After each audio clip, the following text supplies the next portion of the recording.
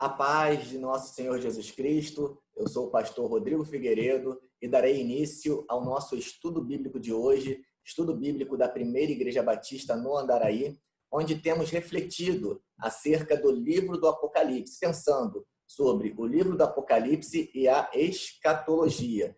E nós temos falado nesse momento de nosso estudo sobre o conjunto de textos que vai desde o capítulo 12 até o momento atual onde estamos, que é o capítulo de número 14. E no capítulo de número 12 nós vimos o embate entre a mulher e o dragão, onde nós temos o nascimento e a ascensão de Jesus aos céus. Jesus chegando aos céus, ele é entronizado e Satanás perde o seu lugar de acusador. É lançado na terra, irado e percebendo que possui pouco tempo, ele começa então a perseguir a igreja. Então, esse capítulo 12 explica o porquê os cristãos eles eram perseguidos. E no capítulo de número 13, nós vimos que o dragão, Satanás, ele chama para ajudá-lo nessa empreitada de perseguição ao povo de Deus, dois aliados, a besta que surge do mar e a besta que surge da terra. E a besta que surge do mar, nós já comentamos aqui, que trata-se do poder político.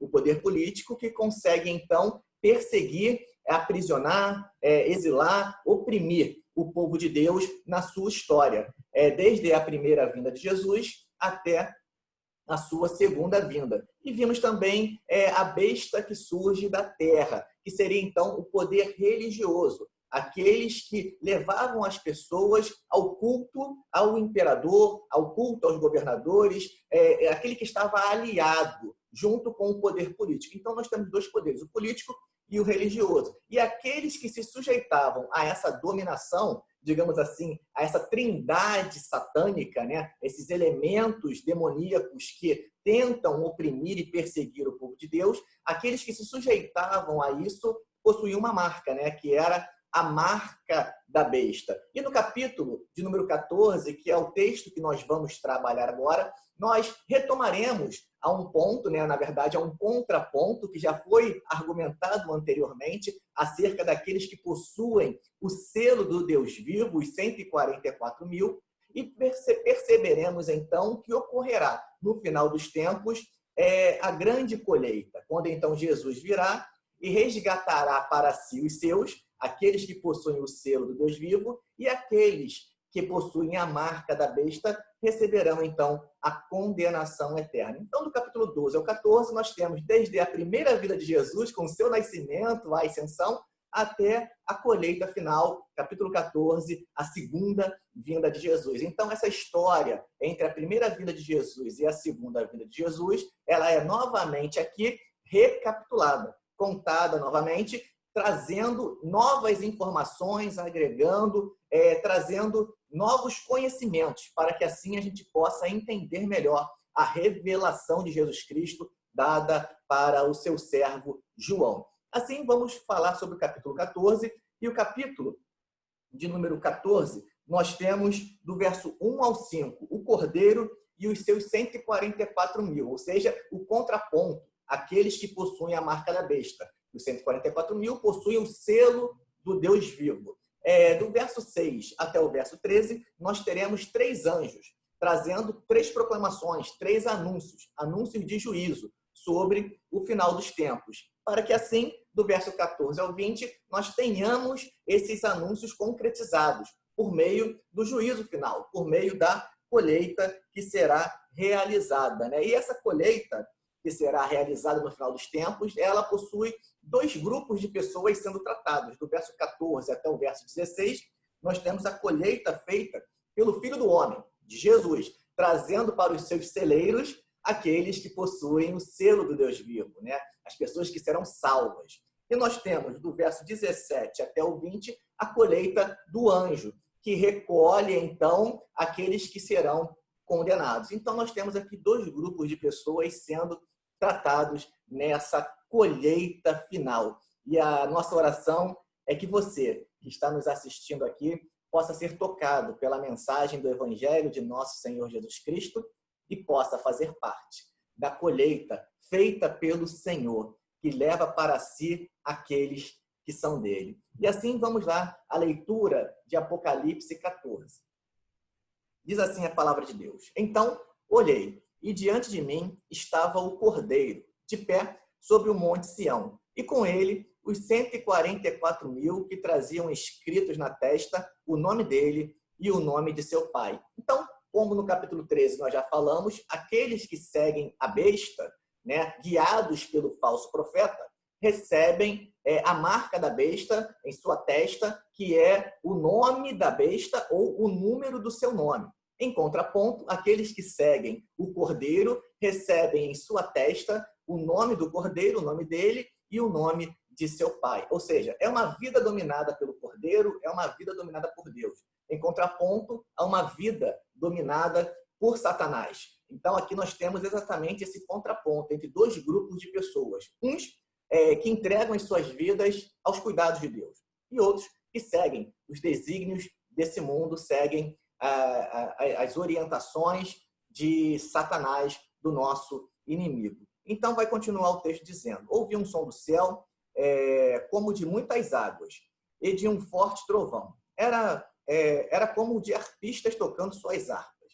Eles cantavam um cântico novo diante do trono. E aqui a gente volta, né, lá no início, quando João ascende aos céus, e também esse movimento, né, essa dinâmica, essa realização de louvores a Deus, de louvores àquele que está assentado no trono, aqui novamente aparece. Eles cantavam um cântico novo diante do trono, dos 4 seres viventes e dos anciãos.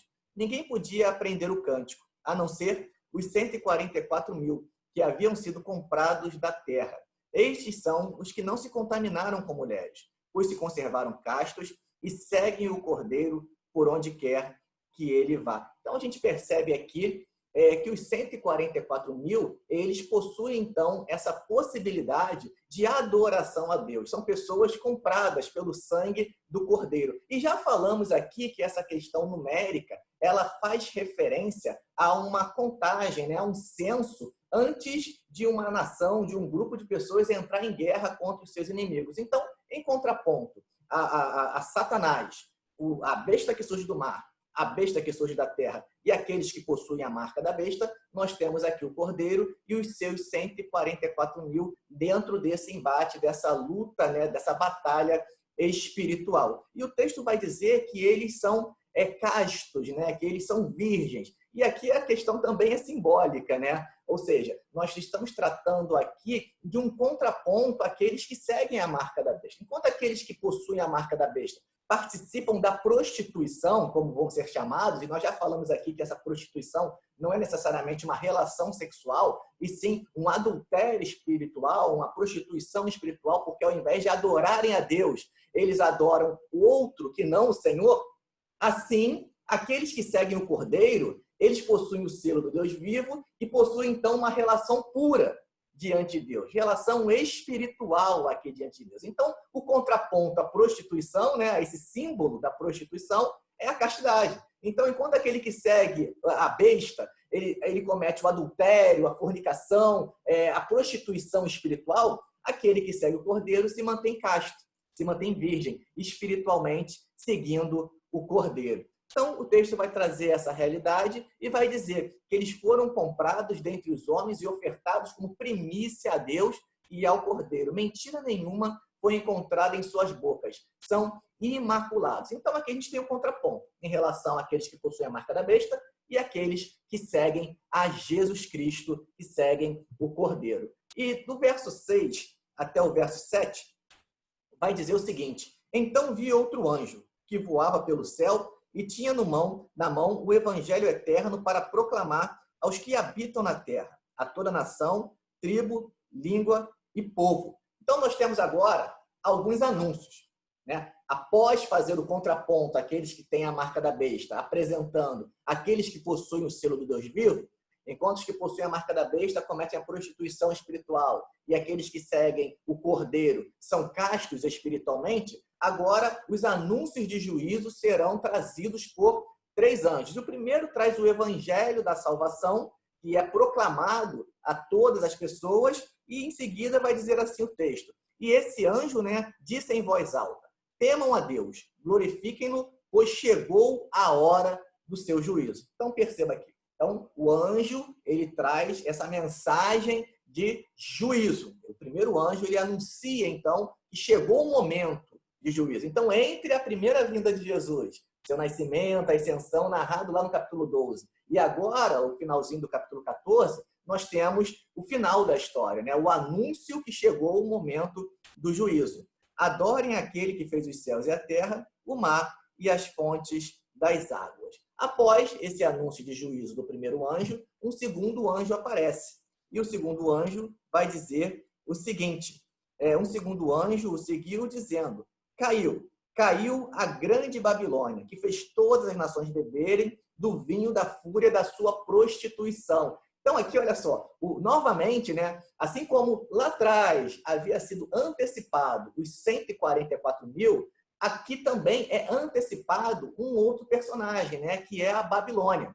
Ele não diz quem é essa Babilônia, mas à frente, quando chegarmos nos capítulos posteriores, ele vai explicar exatamente quem é essa Babilônia. Mas aqui ele já apresenta essa Babilônia sendo condenada, sendo julgada, né? Dizendo que ela caiu a grande Babilônia. E vai dizer o seguinte, que a grande Babilônia, que fez as nações beberem do vinho da fúria da sua prostituição. Então, novamente aqui, a relação da prostituição, né? A prostituição espiritual, aquele contraponto que a gente fez com os 144 mil, que eram castos. Então, o contraponto à prostituição é a castidade. Então, uns adulteram espiritualmente, outros seguem o cordeiro onde quer que ele vá. Então, ele anuncia agora a queda da grande Babilônia, né? E vai dizer também que ela levava as pessoas a beberem o vinho da fúria da sua prostituição. E esse tema aqui do vinho, ele também vai possuir relação no final do capítulo 14, quando novamente esse campo semântico vai ser explorado, né, em relação ao vinho. E nós vamos chegar lá. E não só no finalzinho do capítulo 14, como mais à frente, quando teremos também as taças da ira de Deus, né? Então, nós teremos também esse elemento aqui fazendo um link com aquilo que vai ser desenvolvido mais à frente, explicado, né, recapitulado novamente dentro do Apocalipse. Então, nós temos agora a queda da grande Babilônia, no segundo anjo, a segunda proclamação, e adiante nós teremos o terceiro anjo. E o terceiro anjo vai dizer o seguinte, um terceiro anjo os seguiu, dizendo em alta voz, se alguém adorar a besta e a sua imagem e receber a sua marca na testa ou na mão, também beberá o vinho do furor de Deus. Então, olha só, existem duas possibilidades, né, aqui sendo apresentadas. Ou você tem o selo do Deus vivo, ou você tem a marca da besta. Aqueles que possuem a marca da besta podem até, aparentemente, se dar bem, digamos assim, nessa vida. Porém, sofrerão as consequências na eternidade. E aqueles que possuem o selo do Deus vivo podem até ser perseguidos pela besta que surge do mar, a besta que surge da terra, perseguidos pelo dragão, podem até ser presos, martirizados, exilados, podem passar por dificuldades nesse mundo, porém, terão a salvação eterna. É essa a realidade que está sendo apresentada aqui diante de cada um de nós. Também beberá o vinho do furor de Deus, a condenação, que foi derramado sem mistura, no cálice de sua ira. Então, novamente aqui, já antecipando, né, aquilo que vai ser tratado nos capítulos posteriores, quando falarmos sobre os cálices, as 7 taças, os 7 cálices que vão ser apresentados posteriormente. Será ainda atormentado com enxofre ardente na presença dos santos anjos e do Cordeiro. Condenação. E a fumaça do tormento de tais pessoas sobe para todo sempre, para todos os que adoram a besta e a sua imagem, e para quem recebe a marca do seu nome. Não há descanso dia e noite. Então, aqui é uma realidade. Aqueles que seguem a besta, que foi apresentado no capítulo 13, e que possuem a marca da besta, uma vida dominada por Satanás, não haverá descanso na eternidade. Aqui você pode trabalhar, pode vender, pode seguir a sua vida normalmente. Porém, não haverá o descanso eterno. Em contraponto, olha só o que diz o texto mais à frente. Aqui está a perseverança dos santos, né? Ou seja, vale a pena a gente passar por dificuldades aqui, sabendo que existe algo na eternidade preparado para cada um de nós. Aqui está a perseverança dos santos, que obedecem aos mandamentos de Deus e permanecem fiéis a Jesus, seguem o Cordeiro onde quer que vá, independente das circunstâncias. Então, ouvi uma voz do céu dizendo: escreva, felizes os mortos que morrem no Senhor de agora em diante. Diz o Espírito: sim, eles descansarão das suas fadigas, pois as suas obras os seguirão. Então, aqueles que possuem a marca da besta não terão descanso na eternidade, mesmo que tenham uma vida aparentemente confortável aqui.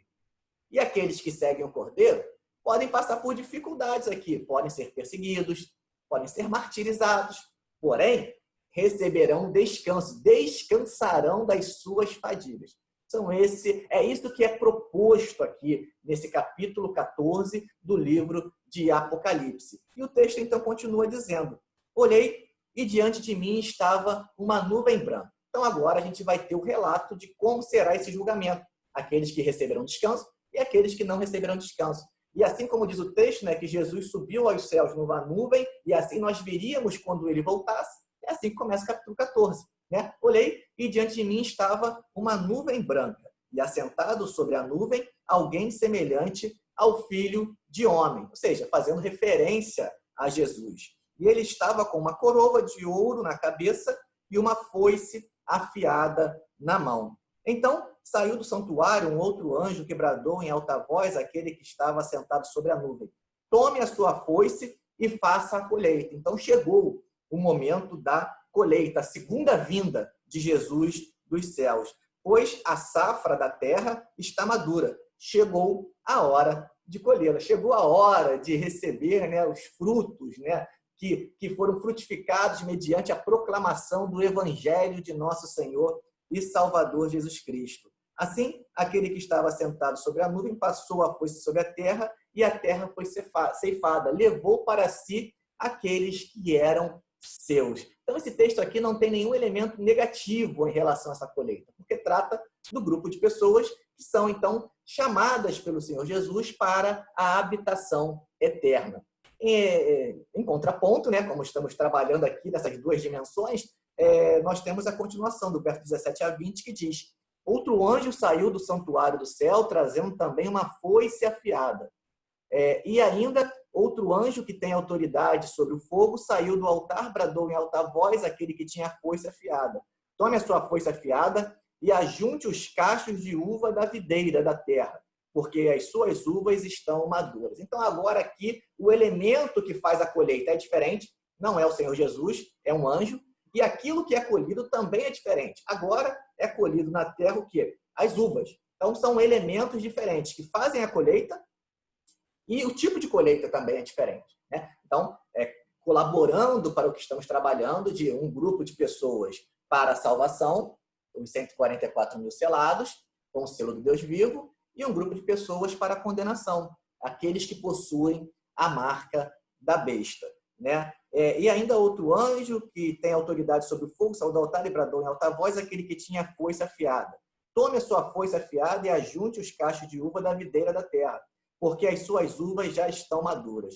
O anjo passou a foice pela terra, ajuntou as uvas e, olha só, e as lançou no grande lagar da ira de Deus. Lagar é o lugar onde se pisavam as uvas, né? Fazia-se a colheita das uvas e ali se pisava para se extrair o suco da uva, né? Para se fazer o vinho. Então, é o lagar, o lugar onde as uvas eram pisadas. E aqui o texto diz, então, que essas uvas, ou seja, esse grupo de pessoas, seriam lançados no grande lagar da ira de Deus. Então, aqui, os elementos aqui são totalmente negativos. Diferente do texto anterior, que não traz nenhum elemento negativo. Muito pelo contrário, o Senhor Jesus trazendo para si aqueles que eram seus. Aqui os elementos, eles são negativos. É o grande lagar da ira de Deus. É condenação que está sendo tratada aqui. E olha só como é que diz a continuação do texto. E eles foram pisados no lagar, fora da cidade. Ou seja, está fora da cidade, excluídos. E correu sangue. Então, o suco de uva aqui agora é apresentado como sangue. Então, demonstrando esse elemento negativo dessa colheita. Né? Chegando ao nível dos freios dos cavalos. É muito sangue, numa distância de cerca de 300 quilômetros. Então, um texto trata de uma colheita positiva e o outro trata de uma colheita negativa. Então, a gente entende agora esse capítulo 14, apresentando os 144 mil selados, em contraponto àqueles que possuem a marca da besta, os anjos trazendo os anúncios de juízo, a queda da Babilônia e apontando também para o julgamento eterno, né? Que vai ser desenvolvido aqui, no finalzinho do capítulo 14, trazendo a colheita feita por Jesus e a colheita feita pelo anjo. E olha que interessante, né? Voltando ao método que estamos utilizando aqui, né? Da memória, da tradição, da intertextualidade. Quando eu falo para você sobre colheita, com certeza na sua cabeça o texto vem à mente, né? Colheita, anjos, né? Com certeza um texto vem à sua cabeça, né? Que é o texto de Mateus, quando o nosso Senhor Jesus Cristo fala sobre essa colheita, que vai ser tratada no livro do Apocalipse, né? E olha só o que Jesus diz, e que nos ajuda a entender o que está sendo dito ali em Apocalipse 14. Jesus lhe contou uma parábola, outra parábola, dizendo: o reino dos céus é como um homem que semeou boa semente em seu campo. Mas quando todos dormiam, veio o seu inimigo e semeou o joio no meio do trigo. Então, dois tipos de elementos dentro de uma mesma realidade, dentro de um mesmo campo, né? E se foi. O inimigo semeou e se foi. Mas quando brotou e formou espigas, o joio, quando o trigo brotou e formou espigas, o joio também apareceu, né? Porque o trigo frutifica, o joio não.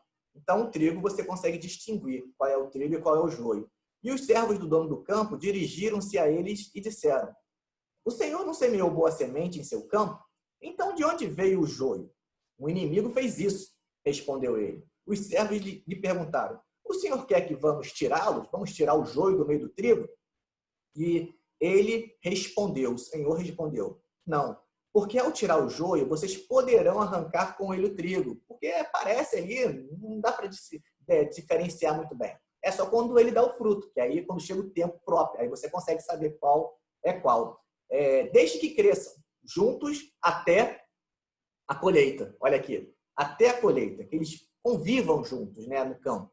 Então, direi aos encarregados da colheita: juntem primeiro o joio e amarrem-no, os feixes para ser queimado. Depois juntem o trigo e guardem-no no meu celeiro. Então, olha só, um para ser queimado, condenação, e outro para serem guardados no celeiro de Deus. E o texto de Mateus ele é oportuno também, porque o próprio Jesus ele dá a explicação dessa parábola. Assim, por mais clara que ela seja, né? Mas o próprio Jesus explica melhor ainda para a gente o que significa. E vai falar isso no capítulo 13, do verso 36 ao 43.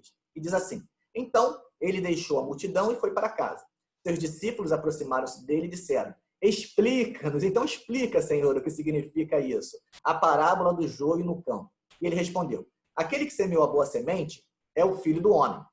Olha só, o filho do homem sobre a nuvem lá em Apocalipse 14. Percebam aqui a relação. É o filho do homem. O campo é o mundo, onde nós habitamos. E a boa semente são os filhos do reino. Então, olha só, um elemento aqui. Os filhos do reino. Fazendo um paralelo com o que vai ser simbolizado lá em Apocalipse, com os quase 144 mil selados que seguem o cordeiro por onde quer que ele vá. O joio são os filhos do maligno. Então, você tem os filhos do rei e os filhos do maligno. Assim como lá em Apocalipse, você tem os que possuem o selo do Deus vivo e os que possuem a marca da besta. Então, os joios são os filhos do maligno. E o inimigo que semeia é o diabo, Satanás, o dragão, a antiga serpente. A colheita é o fim desta era. Então, ele já explicou o que é a colheita lá no capítulo 14. Então, perceba, se é o fim da era, é o final dos tempos. Né? Então, encerra mais uma vez essa recapitulação da história que vai da primeira vinda de Jesus. Percebam, Apocalipse 12, nascimento de Jesus, ascensão de Jesus, primeira vinda de Jesus. Apocalipse 14, colheita, o fim dessa era, a segunda vinda de Jesus. Então, aqui a história foi recontada, do capítulo 12 até o capítulo 14. Mais uma vez, a história entre a vinda de Jesus, primeira, e a sua segunda vinda, ela é recapitulada. Né? Então, a colheita é o fim. É o fim desta era. E os encarregados da colheita são os anjos. Assim como o joio é colhido e queimado no fogo, lá as uvas vão ser pisadas, né? Assim também acontecerá no fim desta era. O Filho do Homem enviará os seus anjos, olha aqui os anjos aparecendo, e eles tirarão do seu reino tudo que faz tropeçar. Então faz sentido, porque o primeiro é o Filho do Homem, que traz para si os seus, e o segundo relato é um anjo, porque o anjo é que retira aquilo que faz tropeçar. Aqueles que possuem a marca da besta, as uvas que serão pisadas no grande lagar da ira de Deus. E todos os que praticam o mal que irão para esse lugar. Eles o lançarão na fornalha ardente, onde haverá choro e ranger de dentes. Então, os justos brilharão como o sol no reino do seu Pai. Aquele que tem ouvidos, ouça. Então, os justos brilharão como o sol no reino do seu Pai. Lá, o texto de Apocalipse 14 dirá que aqueles que permanecem fiéis receberão o descanso, enquanto aqueles que possuem a marca da besta não terão descanso. Então, é isso que o texto está nos apresentando. Aqueles que possuem a mente, a vida dominada por Satanás, que possuem a marca da besta, e aqueles que possuem a vida, a mente, dominada pelo Senhor, que tem o nome do Cordeiro e de seu Pai em suas testas, ou seja, em sua vida. Né? Aqueles que seguem o Cordeiro. Existem essas duas possibilidades no texto de Apocalipse 14. Ou você possui a marca da besta, ou você possui o selo do Deus vivo. E no final dos tempos, haverá então a grande colheita, onde aqueles que seguem o Cordeiro receberão descanso de suas fadigas, porque o Senhor cuida deles, está com eles e preparou morada para cada um de nós. E é assim que a gente encerra o capítulo 14 do livro do Apocalipse, trazendo essa palavra de esperança mais uma vez. Esperança de salvação, esperança de libertação, esperança de cura, esperança de vida eterna ao lado do nosso Senhor e Salvador Jesus Cristo. Reforçando que vale a pena ser fiel ao Senhor. Mesmo que aqui a gente passe por algumas dificuldades, passamos pelas mesmas, sabendo que existe um Deus que cuida de cada um de nós e que existe algo muito melhor preparado para cada um de nós na eternidade. E por fim, eu apresento, já fazendo link com a nossa próxima aula, quando trataremos das 7 taças do Apocalipse, as 7 taças da Era de Deus. Então, o tema do vinho será novamente abordado a partir das 7 taças. Então, essa história vai ser recapitulada, mais uma vez, com o foco, com a ênfase agora dentro da realidade das 7 taças do juízo de Deus sobre a terra. Assim, a gente encerra o nosso estudo bíblico de hoje sobre o livro do Apocalipse e escatologia, estudo bíblico da Primeira Igreja Batista no Andaraí. E que cada um de nós possa ter a certeza de que vale a pena perseverar no Senhor, sabendo que podemos ser perseguidos, podemos ser exilados, podemos ser até martirizados em nome do Senhor Jesus, por não negarmos a nossa fé. Podemos passar por qualquer situação, porque temos a esperança de que existe um Deus que cuida de cada um de nós e de que o melhor de Deus ainda está por vir. Um bom domingo para todos e que Deus a todos